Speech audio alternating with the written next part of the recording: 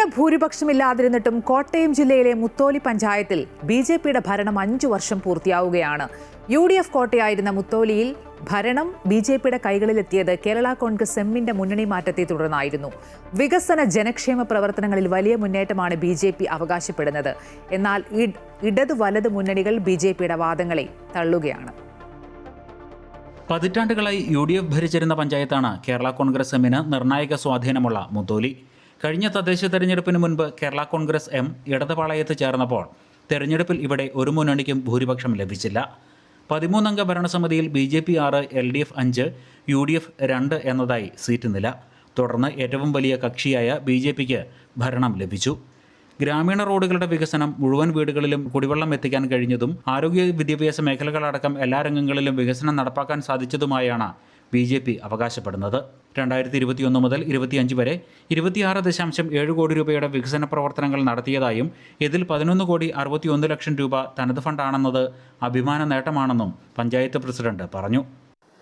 ഒരുപക്ഷെ ഏറ്റവും നല്ല രീതിയിലുള്ള പ്രൊജക്റ്റുകളും ഏറ്റവും നല്ല രീതിയിലുള്ള പ്രവർത്തനങ്ങൾക്ക് നമുക്ക് കാഴ്ചവെക്കാൻ സാധിച്ചു. ഏതാണ്ട് 26 കോടിയോളം 27 കോടിയോളം രൂപ പദ്ധതി ഇവിടെ ഈ 5 വർഷം കൊണ്ട് നടപ്പാക്കാൻ സാധിച്ചു എന്നുള്ള വളരെ അഭിമാനകരമായ കാര്യമാണ്. അതുപോലെ തന്നെ അതിലേതാണ്ട് 11 കോടിയോളം രൂപ നമ്മുടെ തനത് ഫണ്ടിൽ നിന്ന് എടുക്കുവാൻ സാധിച്ചതാണ് ഏറ്റവും അഭിമാനകരമായ കാര്യം. കാരണം പഞ്ചായത്തിനെ സംബന്ധിച്ച് ഫണ്ടുകൾ ലഭ്യത കുറവാണ്. ഈ ഫണ്ടുകൾ പാൻ ഫണ്ടുകളൊക്കെ കിട്ടിയാൽ അത് ട്രഷറി മാറാൻ ഉള്ള ബുദ്ധിമുട്ടുകളും കാര്യങ്ങളൊക്കെ നിൽക്കെ നമ്മുടെ സ്വന്തം ഓൺ ഫണ്ട് കൊണ്ട് നമുക്ക് അത് മറികടക്കാൻ സാധിച്ചു എന്നുള്ള അഭിമാനകരമായ കാര്യമാണ്. അതുപോലെ തന്നെ ഈ 5 വർഷം കഴിയുമ്പോൾ ഈ പദ്ധതികളൊക്കെ നടപ്പാക്കി കഴിയുമ്പോഴും ഏതാണ്ട് 4,68 ലക്ഷം രൂപ നമുക്ക് മിച്ചം നിലനിർത്താൻ സാധിച്ചു എന്നുള്ളതാണ് ഏറ്റവും അഭിമാനകരമായ കാര്യം. മുൻ ഭരണസമിതികളുടെ കാലത്ത് പദ്ധതി നിർവഹണത്തിൽ 100% ഫണ്ട് ചെലവഴിച്ചിരുന്ന പഞ്ചായത്തിൽ നിലവിലെ ഭരണസമിതിയുടെ കാലത്ത് കോടിക്കണക്കിന് രൂപയുടെ ഫണ്ട് ലാപ്സായി എന്നാണ്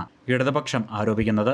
സംസ്ഥാന സർക്കാർ യഥാസമയം ഫണ്ട് നൽകാത്തതാണ് പദ്ധതി നിർവഹണം തടസ്സപ്പെടാൻ കാരണമെന്ന് വരുത്തി തീർക്കാനാണ് ഭരണപക്ഷം ശ്രമിച്ചത്. ബജറ്റിൽ ലൈഫ് പദ്ധതിയെ ഒഴിവാക്കി PMAY പദ്ധതിക്ക് തുക വകയിരുത്തിയ നടപടി ജനവിരുദ്ധമാണെന്നും ഇടതുപക്ഷം ആരോപിക്കുന്നു. നമ്മുടെ പഞ്ചായത്തിന് ജനകീയാസൂത്രണ പദ്ധതി പ്രകാരം ലഭ്യമായ തുകയിൽ നിന്നും 7.17 കോടി രൂപയാണ് ലാപ്സായി പോയത്. അവർ കണ്ടുകൊണ്ടിരുന്നത് ഇത് കേരള സർക്കാരിൻ്റെ ഫണ്ടാണ്, അപ്പം കേരള സർക്കാർ ഫണ്ട് തരുന്നില്ല എന്നുള്ള രീതിയിൽ വരുത്തി തീർക്കാൻ വേണ്ടിയുള്ളൊരു പ്രവർത്തനമാണ് നടത്തിയത്. ആ പ്രവർത്തനം ഈ നാട്ടിലെ സാധാരണക്കാരായ ജനങ്ങളെയാണ് ബാധിച്ചിരിക്കുന്നത്. ലൈഫ് മിഷൻ പദ്ധതിയുടെ ഒരു പേര് പോലും ആ ബഡ്ജറ്റിൽ എഴുതി ചേർക്കാതെ 4 ലക്ഷം രൂപ സർക്കാർ കൊടുക്കുന്നുണ്ട്. അത് എഴുതി ചേർക്കാതെ PMAY അത് 72,000 രൂപയാണ് ഒരു ഗുണഭോക്താവിന് വീടിന് കൊടുക്കുന്നത്.